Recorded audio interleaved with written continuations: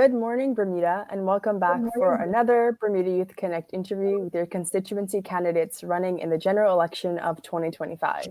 My name is Tere Tull, and I'm joined by Ajay Peets as we'll be conducting the candidate interview for the candidates running in C28. Independent candidate Gavin Kennedy, One Bermuda Alliance, Victoria Cunningham, and Progressive Labour Party candidate Dennis Lister III, who are running in constituency number 28, Warwick East.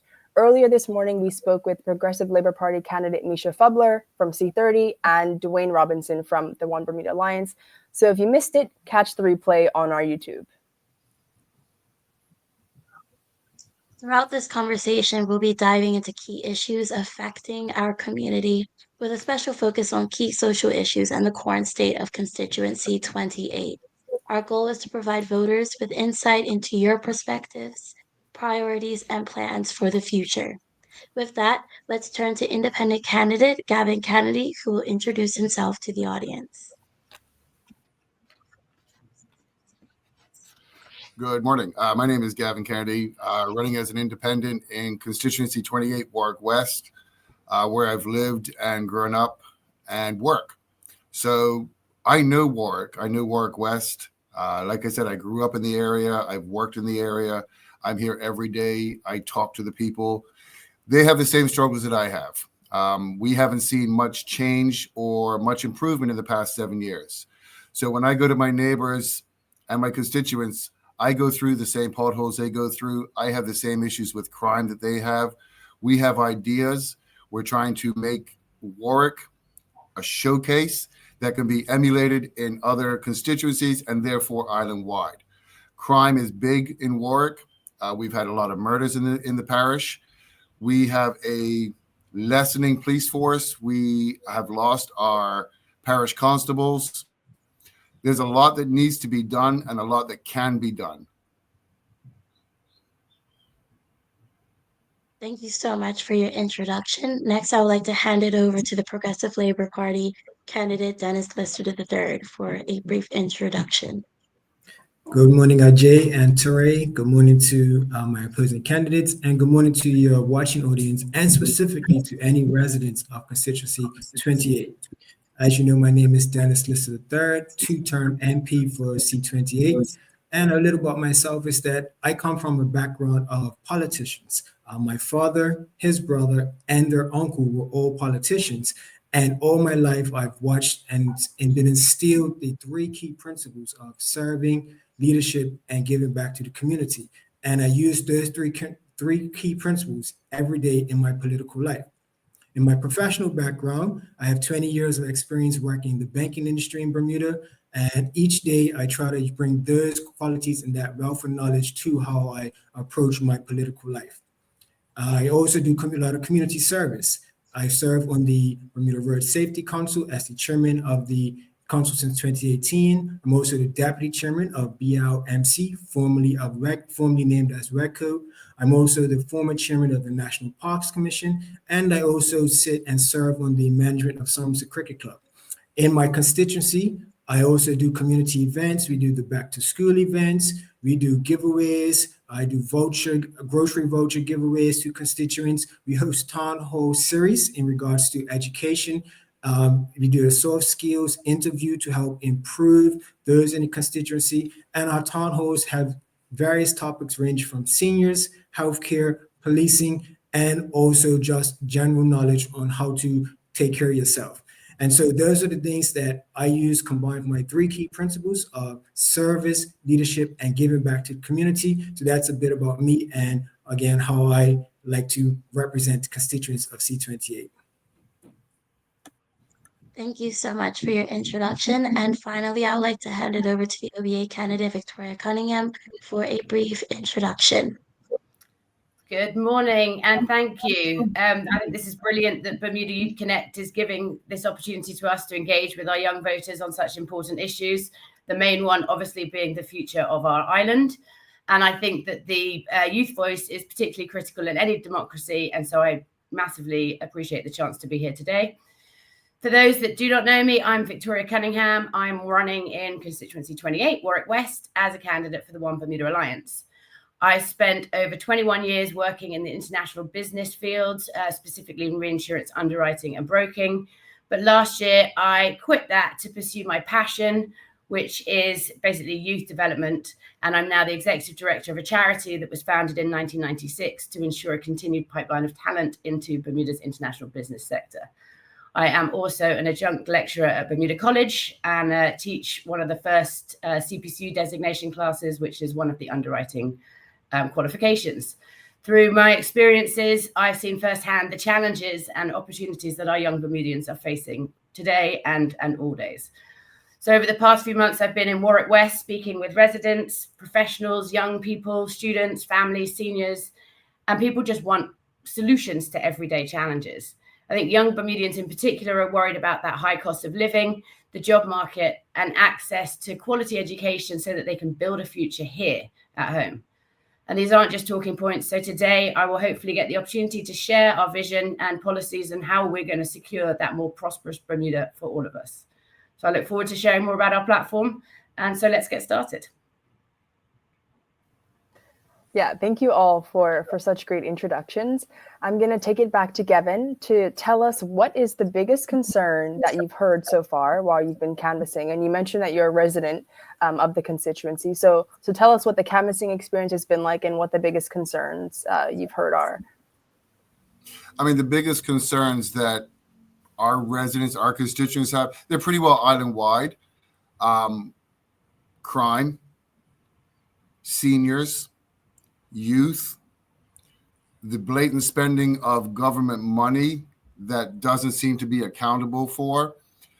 When we talk about crime, like I mentioned in my intro, crime in Warwick, it's rampant island-wide. So each constituency has that. But if a house gets broken into in my neighborhood, which we had an attempted break-in a couple of days ago, one of my neighbors, it hurts me as I live in the area. It hurts everybody in this area. We used to have parish constables. We used to have parish constables that were on our neighborhood watches. Those are all gone. And they need to come back. There's ways around making parish constables available.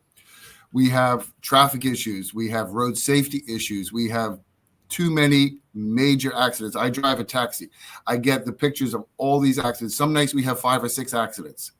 What is being done to alleviate and make our roads safer? Our seniors, we talk about having a daycare randomly announced for Gilbert.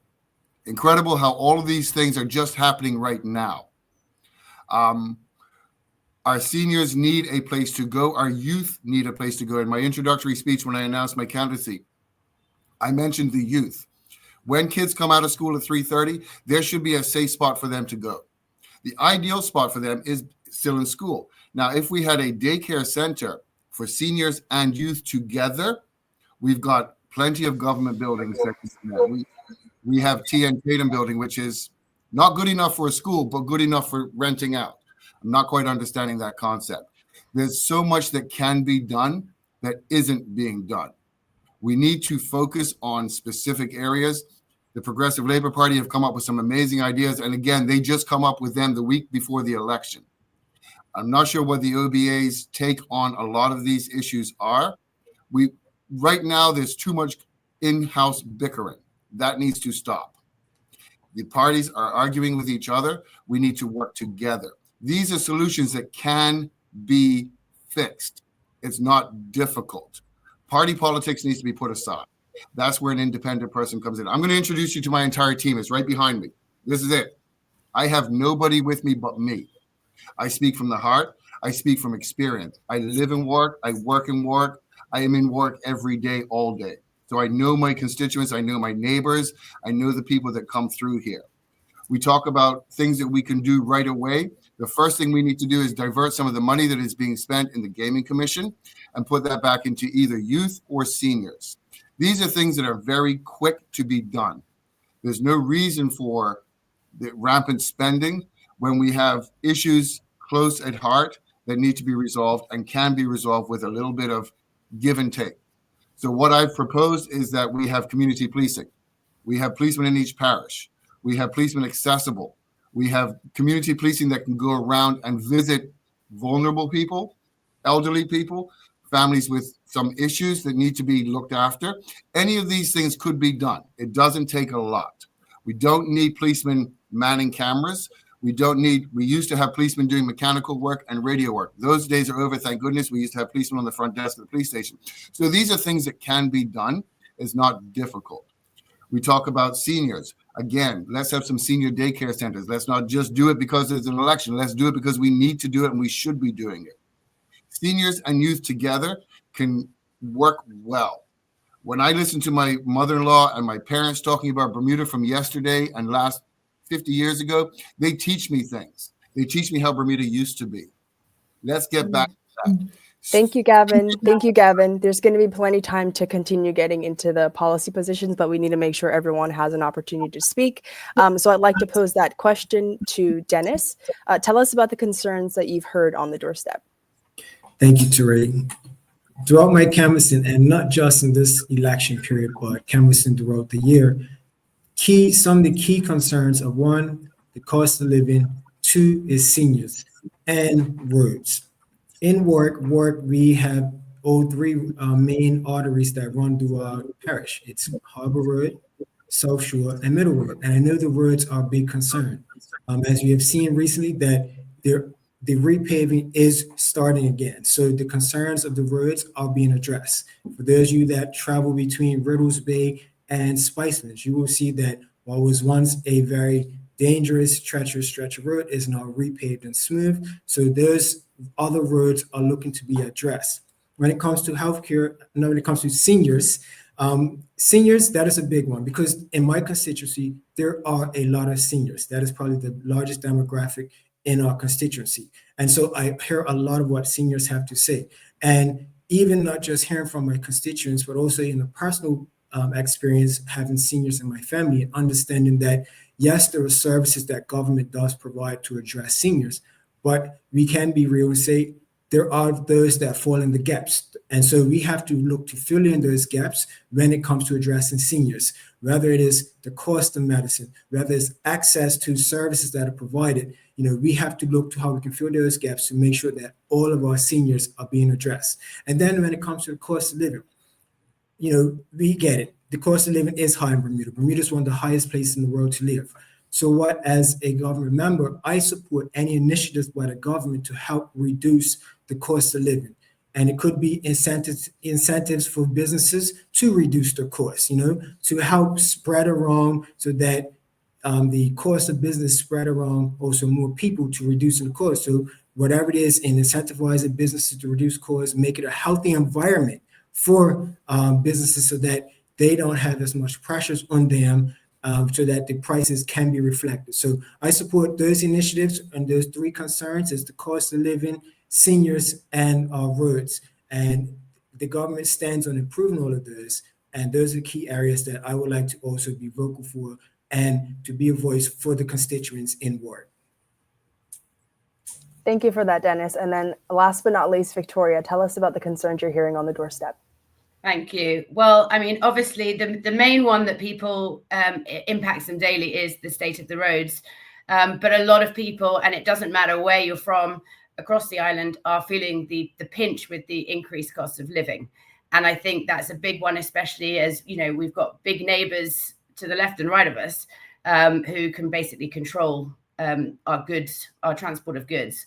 The second one is education. And I firmly believe that having a good education system will then lead ultimately to a better labor force, less issues with things like immigration, but more people stimulating the economy. So we need more money into the economy so that cost of goods can ultimately go down.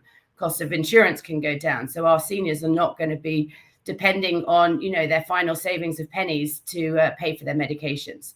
So I think from what I've heard from seniors especially is the healthcare issue, but it's also the education system and cost of living. Perfect. Thank you all for that. I'm sorry, I just realized I was muted. Thank you so much, Victoria. So Gavin, you are the owner of the Hub. How has that prepared you for potentially being in the House and representing Constituency 28? What it has done like I said in my introductory speech a couple of weeks ago, being in Warwick, where I grew up, I know a lot of the people, and where I have been in this store for the past 7, 8, 9 years, watching the scale of economics. People used to be able to have a lot of disposable income. Now they don't. So again, and you've heard the conversations before, you've got to determine whether you buy medication, food, put on your cell phone. Where people before used to be able to buy a large amount of goods, used to be able to put a lot of money on their phone. Now they're coming in and putting in $2 or $3 a day on their phone. They're only living for today or tomorrow. They don't have the ability. And this is something that really hits home on a daily basis when I see the same people from 5 years ago used to put on $25, $30. Now they're just doing day by day. So this has been going on. The cost of living has been increasing year over year. As a small business, running a business in Bermuda is very, very difficult. Operating expenses, everything has gone up. And the minute I raise my prices, I'm the bad guy. We've got a lot of incentives, but I haven't seen any for small businesses unless you're located in a specific area of Bermuda. That's when the government takes assistance. Bermuda Economic Development Corporation, you've got to be in a specific location in order to get some grants. Now, again, getting some of these grants and handouts, they do come with cost. Government isn't giving you anything. When they give you a loan, you've obviously got to pay it back. So, they do relief for customs duty, but again, you've got to pay that back. There's no real relief as a small business. I still have the same operating expenses as I did during COVID when we were shut. We still had to pay electricity, internet, cable, security. I've had break-ins. A lot of the stores in our area did when they went through that crime wave. Every step we take, we've got to try and stay one step ahead. But that comes at a cost. In cost of increasing your security surveillance, in cost of having private security companies come in.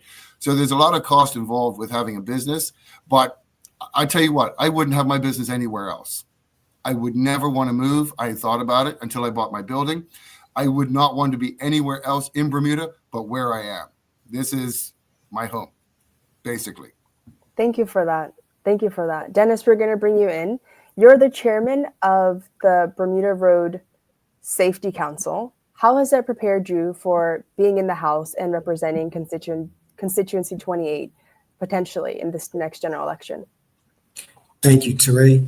Being the chairman of the Bermuda Road Safety Council, that tied into just the experience of being a politician already. I think what it does, it's two things. It's one, it's being relatable to people, being related to your constituents, being relatable to the public, understanding and hearing their concerns and being able to sympathize with them and being able to pass those or manage those concerns, whether it's passing it on to another department or ministry or addressing it there. And also it's on the other side, it's understanding how government works. And I reflect back to 2011 when I first joined the Bermuda Road Safety Council as a member. And that was my first step into civic service. And that taught me, again, understanding how governance in Bermuda works, how different departments work in government. And that was a stepping stone for me from then serving for a period of time, then become the deputy chairman, and then ultimately the chairman of the Bermuda Road Safety Council. So I think, as I said, the two key parts is being relatable to people, connecting with people, and then being able to also understand how governments works, how policy works, legislation crafting and drafting that, and bring it to fruition. So that's how my role as the Bermuda Road Safety Council, along with my present role as Member of Parliament, allows me to understand and affect change in Bermuda. Thank you so much for expanding on that. Now I'd like to hand over a question to Victoria. You are very active in the Bermuda scholarships and reinsurance industry. How has that prepared you for potentially being in the House and representing Constituency 28? So thank you for that question. A lot of what I do is working with the youth. So whether they be high school students or university students and then graduates. And I think what it's taught me is to be authentically me and to be approachable. So I feel that a lot of our youth, and one of you on here today I've been talking to, a lot of our youth find that I have that knowledge that I can help them. And I think that's the passion that drives me, is the passion of being able to help people. I've been brought up in a family that is dedicated to service. I mean, one of my first memories is delivering Meals on Wheels with my grandparents when they were probably in their 80s around Warwick, when the roads were in a lot better condition. But I think, I have been a leader. I have led a number of different industry groups.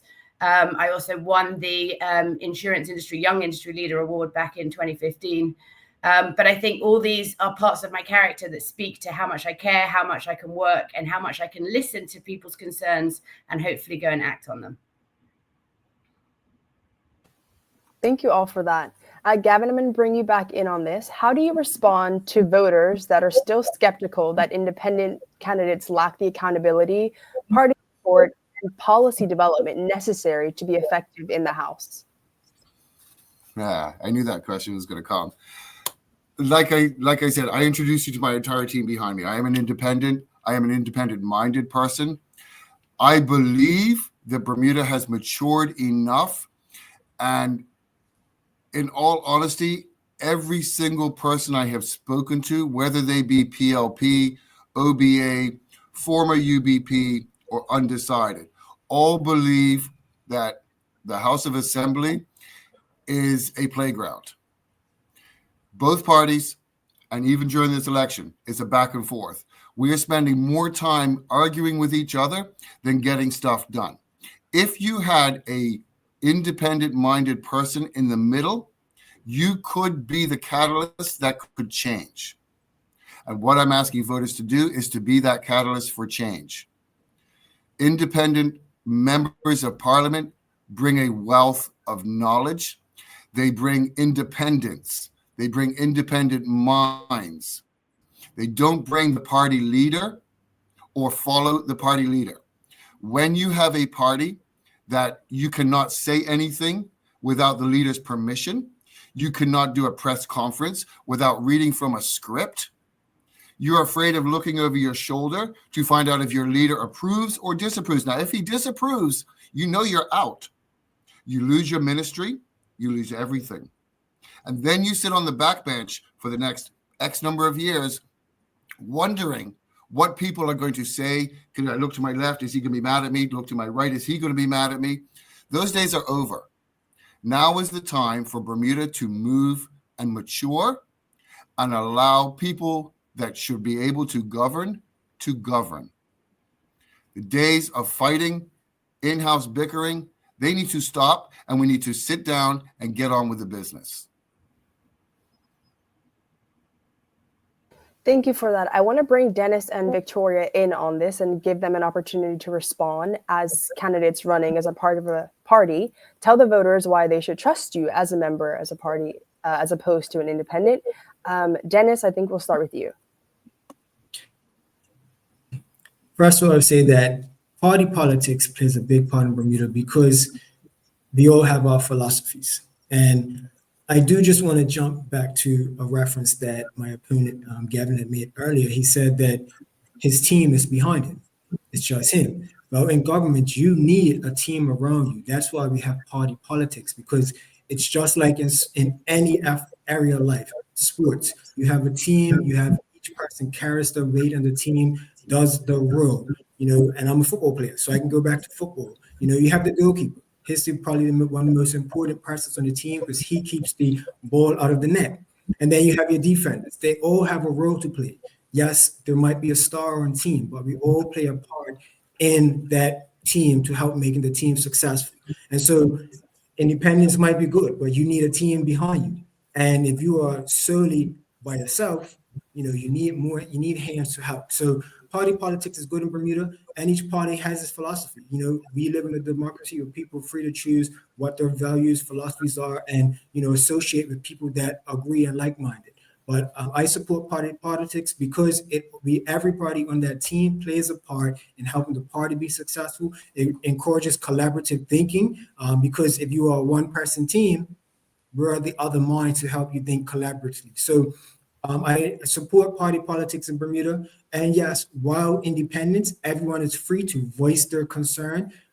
that again shows we have a healthy democracy in Bermuda where people can run as independents. In some places you are not allowed to. So in Bermuda, it shows we have a healthy democracy where people can put their hand forward.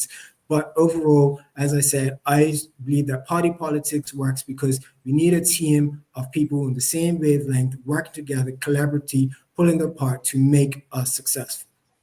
Well, I, for one, definitely appreciate that example. I was the goalkeeper on my football team, so I think they are the most important players on the field. But Victoria, I'd like to bring you in on this. Let's make a case and tell us why you're running as a part of the OBA and a party in this election. Well, I didn't think I'd be agreeing with my PLP colleague today. I agree with Mr. Lister. And quite frankly, I think as it relates to the One Bermuda Alliance, we've built a team, and that's what we are.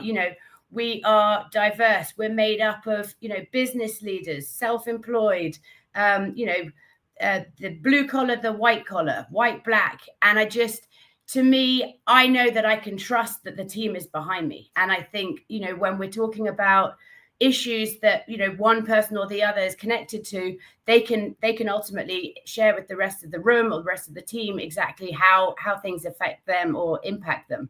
So I think it's not necessarily groupthink, which, tends to have negative connotations, but I think having that team is particularly important. And I think the One Bermuda Alliance proved in their short time from 2012 to 2017 that they have the team that can get things done. We have a vision, we have the policies in place, or we've come up with the policies that can hopefully make Bermuda more prosperous for all of us. And it's basically down to our focus. So it's our focus on integrity, accountability, and that delivery of those promises. And so I think that's where the party politics, and I wouldn't, it's a team. You're voting for Victoria Cunningham to represent you in Warwick West, but you're voting for me as part of the One Bermuda Alliance, who is the strongest team out there, I think, to be able to lead this country into the future. All right, thank you so much for expanding on that, Victoria. So just shifting gears a little bit, and I would like to address this question to each of you.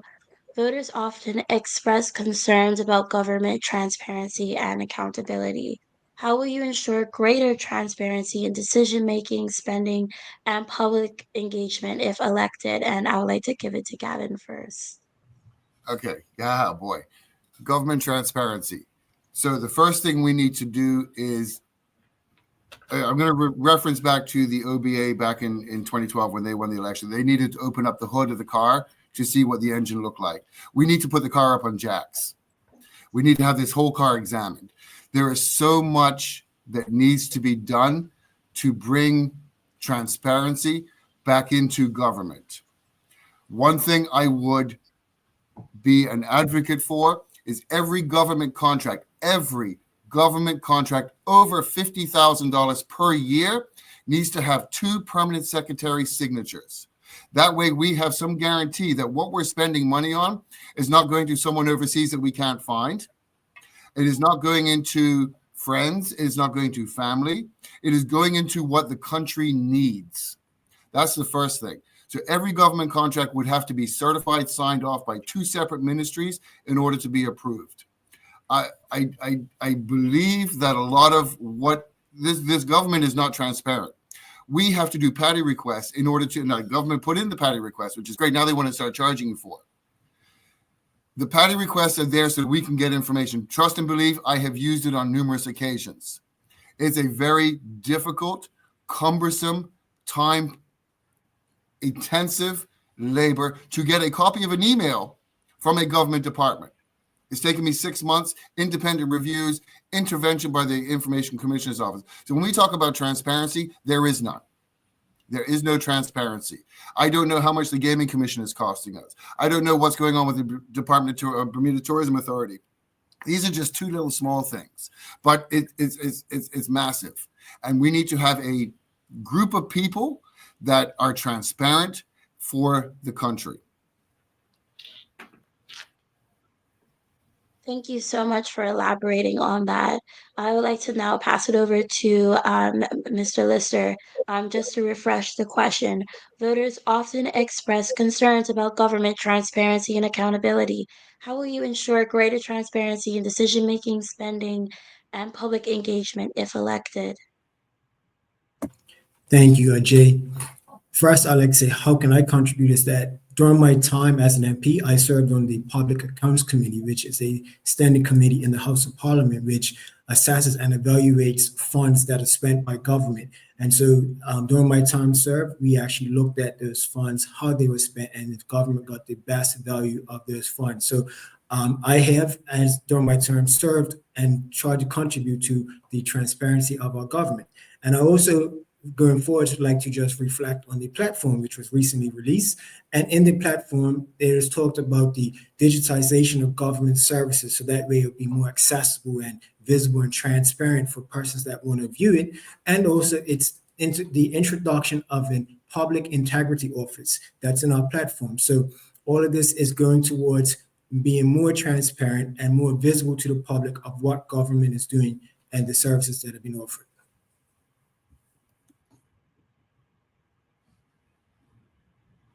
Thank you so much. And now, Victoria, if you can expand on that question as well regarding how will you ensure greater transparency in decision-making, spending, and public engagement if elected?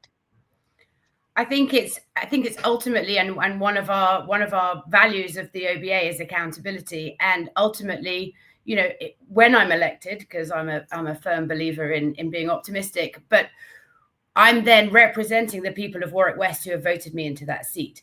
And so they have every right to hold me accountable, because it is ultimately the people's money that is paying for me to be there. It is the people's money that is paying for our services across the island. It is the people's money that is being, quite frankly, right now, thrown around willy-nilly and with no transparency whatsoever. So I will agree with Gavin on this one, that ultimately we have no transparency right now. We don't know what's going on.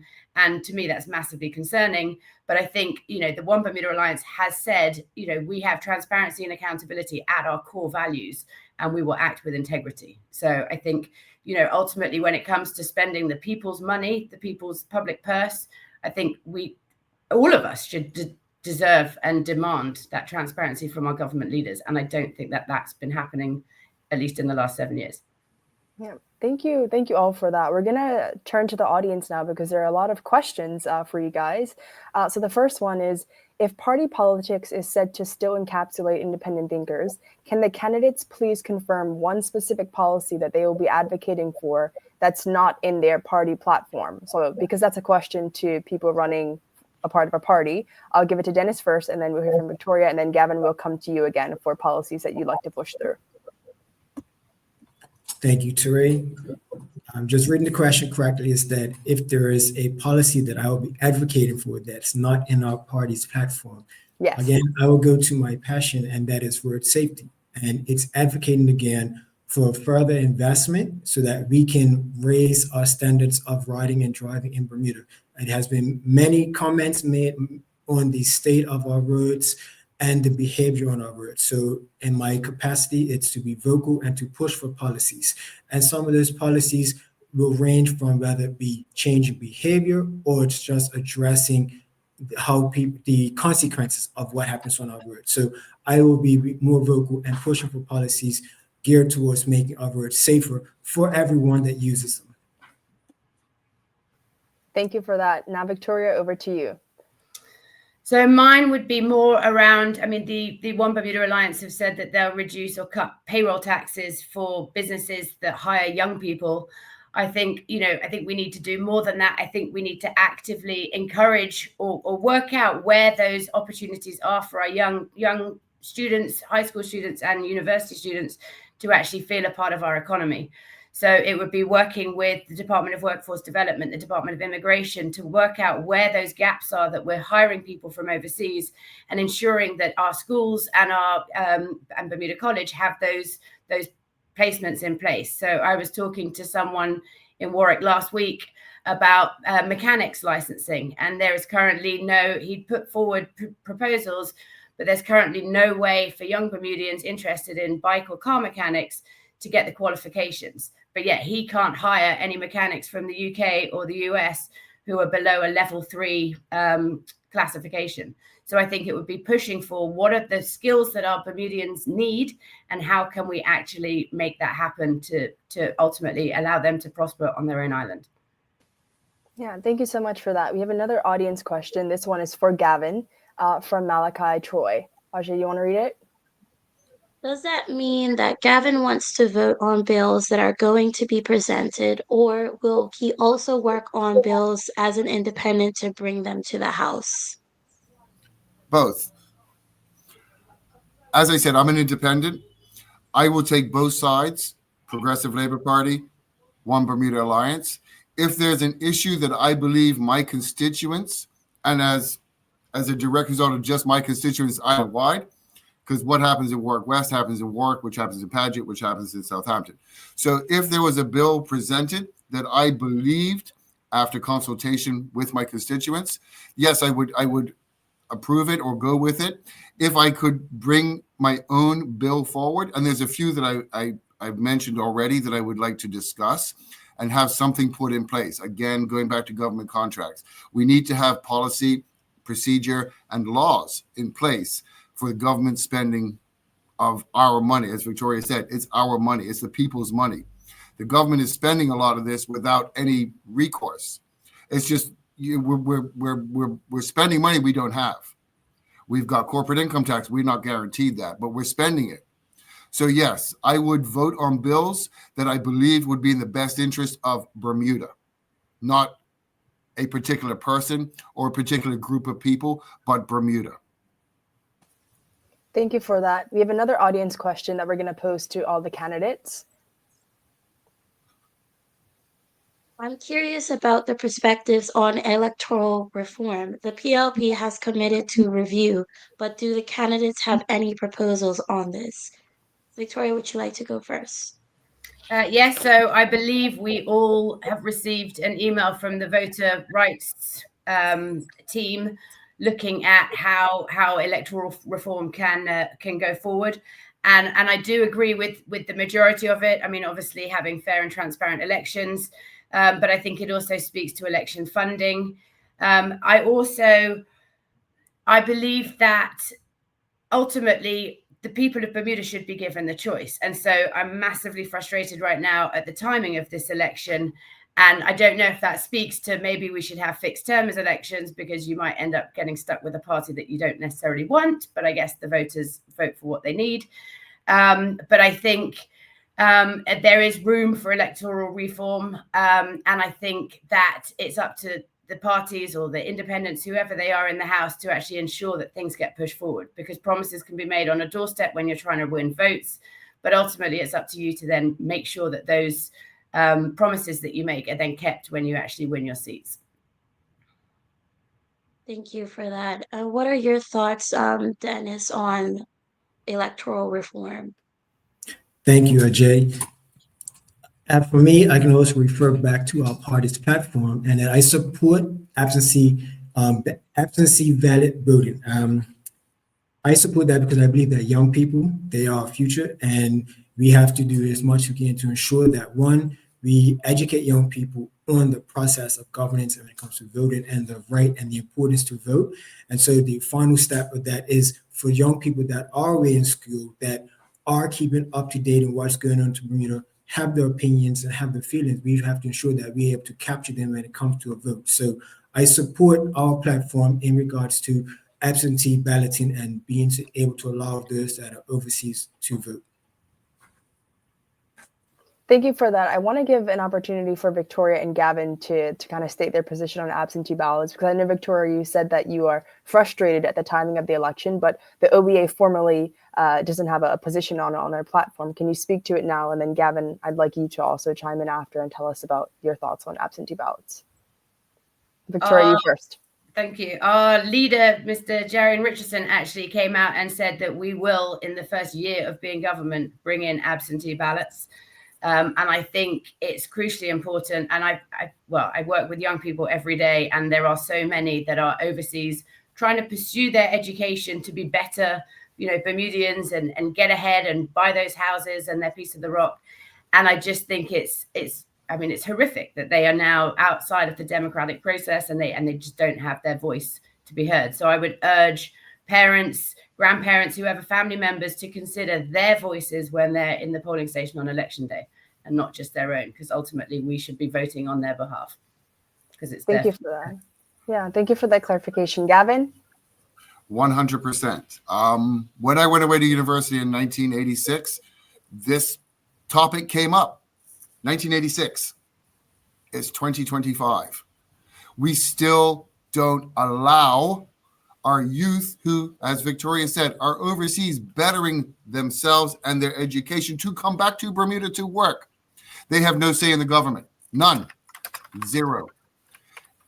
1 year policy? No. 100 days. It shouldn't take a lot to get this started. Everyone's been promising it, and no one's done anything. The youth vote doesn't matter to the Progressive Labour Party or the One Bermuda Alliance, as far as I am concerned. My mantra, first 100 days, put in place a policy, not only for students overseas, but people that are overseas. For this election, February 18th, if I'm not on island on February 18th, I only have 2 days to pre-vote, 2 days. Monday and Tuesday. What if I'm away for a month on medical?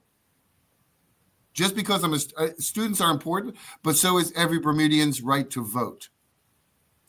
People fought for the right to vote years ago, and that has been stripped. Don't make it light. It's been stripped.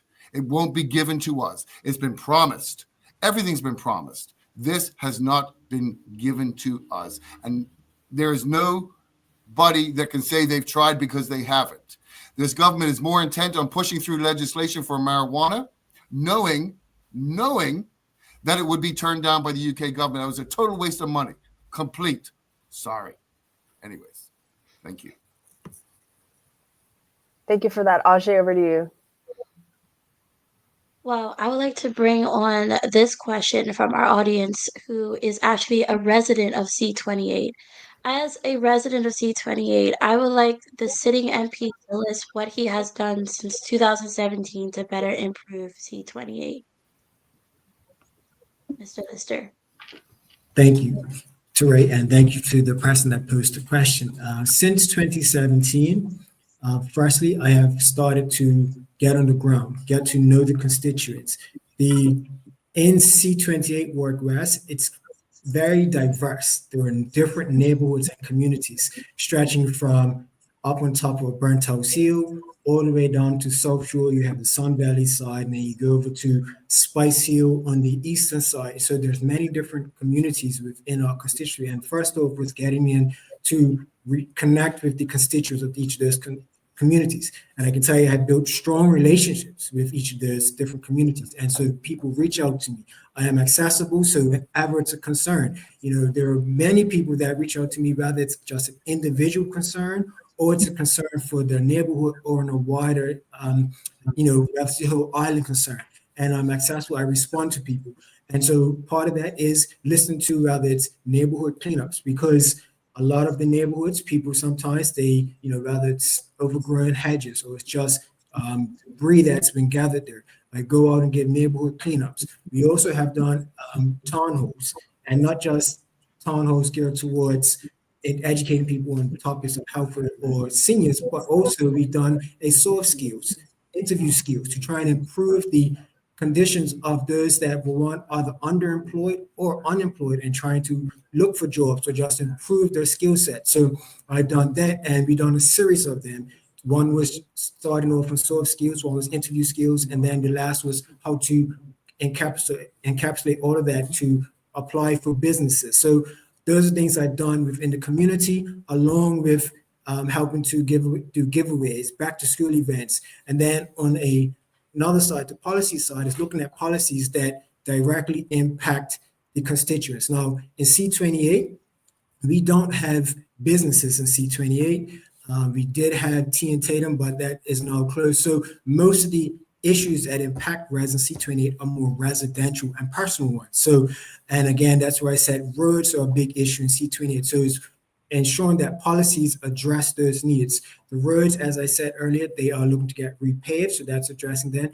And then also we have a lot of parks, and that comes with maintaining and upkeeping the parks. And so ensuring that the parks looked in a good state so people can go and use them. And even when we have tourists come, tourists can look at the beauty of our parks. So I supported policies to improve work 28, and in things that I've done on my own, as I said, looking to community-wise improve the community, looking at, again, because there's different communities in the constituency, is looking at how we can bring those communities together, all with the overall goal of making Warwick West the best it can be. And so that's why, that's the things I have done in my time as a politician, helping to improve the residents of C28. Thank you for that. I want to bring in Victoria and Gavin to answer this question and tell the audience what they would do to improve C28 if elected to the House. Victoria, I'm going to throw it to you first. Thank you. So I firstly would ensure that we continue to maintain our open spaces. So Warwick is very lucky to have Warwick Long Bay and the Riddles Bay Nature Reserve. And so I think it's imperative that we make sure that we can hold on to them for generations to come. I also would like to see something being done with T and Tatum. I think, a lot of people and churches are renting it out, which ultimately suggests that it still could be a school. But, how can we use that for maybe our young entrepreneurs? I joined Bermuda's Love a couple of months ago with their gardening program. And I think that's great. We could have community gardens. It's how can we use what we've already got, because ultimately there is no money in the coffers right now to ensure that we can maintain Warwick, or especially Warwick West, as we would like it to be. I also think, in terms of traffic, Spice Hill is an absolute roller coaster at times. And so it's making sure that the hedges are trimmed back, and that, that it's safe for our residents. Sun Valley, driving up and down Sun Valley with the speed bumps, it gets a bit irritating on the car suspension, but ultimately that served its purpose of reducing speeding traffic on that street. But I think for me, one of the most important things is giving our youth those outlets to actually thrive. And so it's, we don't have the businesses, but it's encouraging them to better themselves and come back and ultimately make Bermuda a better place. Thank you for that. Gavin, over to you. I live in Warwick West. I know Victoria does. So we see what everybody else sees. What can we do? Dennis is on the Road Safety Council. So what are we doing in Warwick specifically to make the roads safer? What has been done since 2017? What is being done? I don't think there's much being done.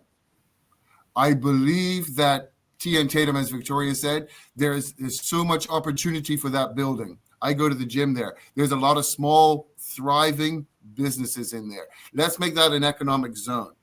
Maybe we can turn it into a part seniors, part youth care. We've got a huge field outside that's empty.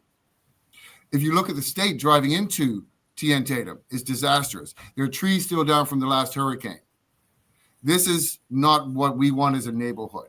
And again, Warwick West is a neighborhood. I live in Warwick West. I hammer that home.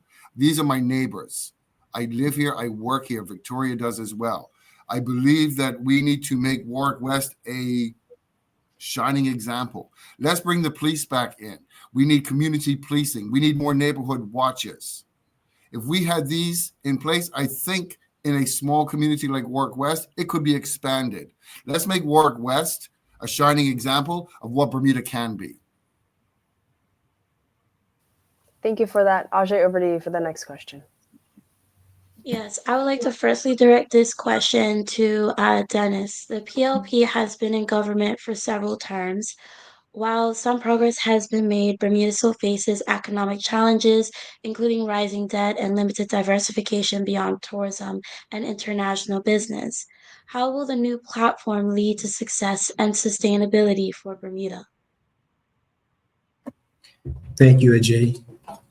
Reflecting back to our platform and the proposals in regards to zero-based duty, and that is making it easier for businesses or providing relief for businesses so that they can look to pass that relief on to the consumers.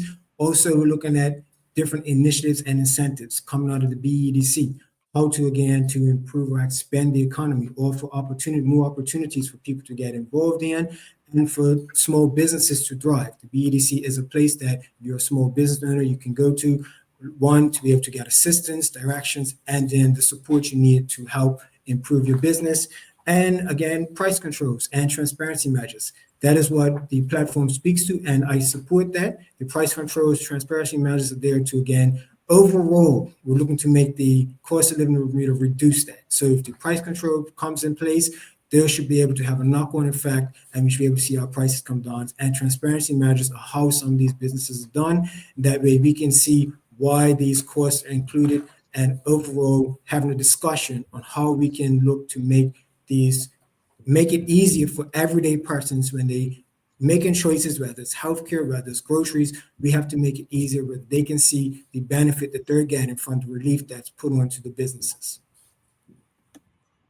All right, thank you so much for expanding on that. And I would like to bring Victoria and Gavin into the conversation. Victoria first, in a similar way, how will the OBA platform lead to success and stability for Bermuda? So I think one of the biggest things, our issues, is the cost of living. So it would be immediately repealing that sugar tax, which, I mean, I think we can all agree did not reduce the instances of diabetes and heart disease on our island. Or at least not from the numbers that we're seeing. I think that we ultimately you can't go out and say, promise, oh, we're going to cut taxes for everyone. Ultimately, we still need money to be able to thrive and build our economy and be able to live and provide services. So I think it's how can we encourage more economic investment from overseas to come in, and ultimately then fill our coffers and make people have that more disposable income in their pockets. So I think the One Bermuda Alliance has proven that they've done it. I mean, 2012 to 2017, we bought in hotels, we bought in the America's Cup, and that all generated direct investment to Bermudians, be they taxi drivers, be they, even the florists were making money because these boat owners and households were buying flowers. So I think it's encouraging that economic growth, and I think the One Bermuda Alliance has the track record that we are the party to do that. Thank you so much. And just to bring Gavin into the conversation, after hearing the perspectives from the PLP and the OBA platform, as an independent, not necessarily having a platform, but what would you bring to the table? What would you advocate for to help lead to Bermuda's success and stability? Leading to success and stability, as Victoria said, starts with good fiscal policy. A lot of the policies the government have in place right now are not good. Sugar tax, again, like Victoria said, we don't see the results. There are no results. This is, to me, it's a money grab. This sort of venture needs to be re-examined. We need better relief from customs duty, as Dennis said. There's a lot that can be done. We talk about the government helping small businesses, but the government is actually running businesses right now, and they're not doing a very good job of it. My Bermuda Post. They talked about running a co-op for groceries. Come on. This is a government. You're not supposed to be in competition with businesses in Bermuda. You're supposed to be helping us. As a small business owner, there is very little relief. Very little. The customs duty does need to be relooked at. Again, does a sales tax make sense? For a small business, it would be more of a burden for me, because then I've now got to collect the money and then pay it back to government. Now I pay the money up front. I understand all of that. There has to be a better fit. Do we lower or reduce customs duty on all foods, which will then help us? Bearing in mind that when you get a container ship coming into Bermuda, if it comes in 100% full, it goes out empty. So their operating profit, they still need to make a profit. As we've seen recently in the paper, the container ships are coming in less and less full, or emptier, let's put it that way. So that's an indication that things have slowed down. So how do we fix that? Does reducing the rate of duty on all foods instead of just some, does that help? Yes, of course it does. Because every time you have an issue in the States, eggs, chickens, beef, that will affect us. Just like we have fires in California, that will affect our corporate income tax profits in 2 or 3 years' time, maybe not this year. So again, our government is very short-sighted. They see today and they see tomorrow, but they're not looking at 2-3 years down the road. So there needs to be, again, just a little bit more fiscal responsibility. And as an independent, I can bring some of these concerns to the front where they can be discussed, not just with the good and the bad. It's the good, the bad, and the ugly. So I'm not saying who is who, but we need to ensure that there is a reasonable voice in Parliament when our government, whichever government it is, whether it be a group of independent people, whether it be the Progressive Labour Party, or whether it be the One Bermuda Alliance, all three need to work together. No ifs, and, or buts about it. Yeah. Thank you, Gavin. In closing, we're going to throw the same question to all the candidates. Tell us why you are the most suitable and the best candidate to represent C28 Warwick West after this upcoming election. Dennis, we're going to start with you first. Thank you, Teray. Firstly, I would say to the constituents of C28 is that over the past 7 years, I have been their MP and represented in work. I have built a relationship with them, and that relationship is built off of trust. As I said, I have been accessible. My contact information is out there any time of day. Any constituent can contact me, reach me with any issue that they have. And even my opponent, Gavin, can attest to it. Gavin is a constituent of mine. And there are times where he has reached out to me and I have come to his house and had a conversation with him and, try to address him as best as I can. So I think that based off the relationship that I have built with the different constituents in the different communities, the work that I've done, my track record shows that I'm a person that the constituency 28 can put their trust in and their support and vote for me. And we can continue this relationship that we have built on trust and knowing that I represent them at heart. I don't, as I reflect back to my 3 key principles, service, leadership, and giving back to community, I serve the residents of C28. And as their representative, I will be their voice and lead for them in the House of Parliament and ultimately, again, building our community of C28. So to the residents of C28, I thank Teray and Ajay for giving me this opportunity to speak to the residents and to just your wider audience and hearing my voice. And thank you. And for any resident of C28 that would like to schedule an appointment to meet with me, you can contact me at calendly.com/C28/meet. That's calendly.com/C28/meet. Thank you all and have a good day. Thank you. Thank you for that, Dennis. Victoria, you're up next. So I believe that, this election is about the future and our future, your future, everybody's future in Bermuda, and that we're at a crossroads where we have to make those decisions now for what the opportunities are going to be in years to come. And I believe that I am, actually, it is a privilege to be running and to, quite frankly, have met some amazing people on my journeys around Warwick West. But I'm not here to make those empty promises. I'm here to deliver real solutions with the OBA's values at the core, so accountability and integrity. And I think what sets me apart is that I'm approachable, I'm authentic, I have a willingness to listen, and I have a commitment to service. And I believe that I can get things done. So I'm not just going to talk about change, I'm going to work hard to make it happen. And so I'm hoping that with the support of the voters of Warwick West, I can do just that. So ultimately, I'm running because I believe that we have the ability to get Bermuda to a place where we don't just get by, where we can truly thrive and prosper. And I think that I have that experience and the drive and the commitment to fight for policies that will ultimately secure that future for everyone.